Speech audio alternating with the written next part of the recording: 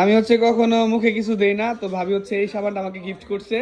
মানে এই সাবানটা মানে দেখতাম ভাবি মাঝে মাঝে দেয়, মানে এটা কি মানে মুখে মানে মাঝে মাঝে দেই না, তোমার ভাইয়া বিদেশ যাওয়ার পর থেকে আমাকে এটা আমি বলছি তোমার ভাইয়াকে আনার জন্য, পরে আমার পাঠাইছিল এই সাবানটা কিন্তু মানে পাপাই, এটা কিন্তু খুবই খুবই জোস। দেখেন এই যে এখানে হচ্ছে মানে এই যে পেপের মতো প্রত্যেকটা ফুটি ফুটি দেওয়া, মানে এটা কি মানে মুখের মানে ধুলাবালি যাওয়ার জন্য?